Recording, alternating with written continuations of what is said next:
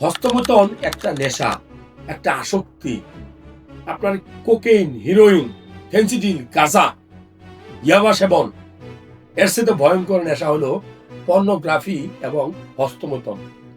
যখন আপনি pornography video দেখবেন, খারাপ খারাপ ভিডিও টিকটকে দেখবেন, খারাপ খারাপ ভিডিও রিলসে ফলো করবেন, তখন আপনি হস্তমৈথুন রোগ থেকে বাঁচতে পারবেন না। এটা তো অভ্যাস, নেশা। কারণ আপনার বয়স 20, 25, 30, 35, আপনার শরীরে প্রচুর হরমোন আল্লাহ তাআলা গিফট করছে, টেস্টোস্টেরন, যেখানে মেয়ে মানুষ দেখলে আপনার শরীরের ভিতরে কি একটা শিহরণ আসবে। সেখানে যদি আপনি খারাপ ভিডিও দেখেন, খারাপ মেয়েদের সাথে কথা বলেন, তাহলে জীবন আপনি হস্তমৈথুন ছাড়তে পারবেন না।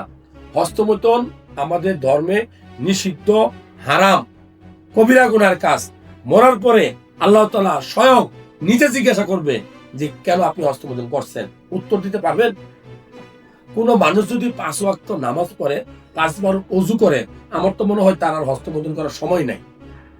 তবে খারাপ ভিডিও দেখা বন্ধ করতে হবে, খেলাধুলা করতে হবে, আপনার সংস্কৃতি মনে হতে হবে, ভালো ভালো হুজুরদের ওয়াজ শুনবেন, ওয়াজে তারা কি বলছে, ডাক্তারদের বক্তব্য শুনবেন।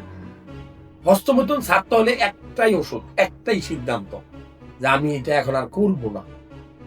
যখন হস্তমৈথুন করেন তখন খুব ভালো লাগে, ঠিক তার 10 মিনিট পরে আপনার কেমন লাগে একটু ভাবেন তো।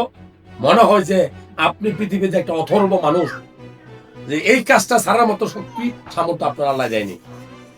যারা ভিডিওটা দেখছেন, আমি বলবো হস্তমৈথুনের খুব খারাপ দিক, হস্তমৈথুন করলে আপনার পুরুষাঙ্গ ছোট হতে পারে, টাইমিং কমে যেতে পারে, আপনার হরমোন লেভেল কমে যেতে পারে, আপনি মানসিকভাবে প্রতিবন্ধী হয়ে যাবেন, দাঁড়িয়ে থাকবেন, কিন্তু ভিতরে কোনো আগ্রহ, উৎসাহ কাজ করবে না। ভালো লাগলে তথ্যগুলো শেয়ার করুন।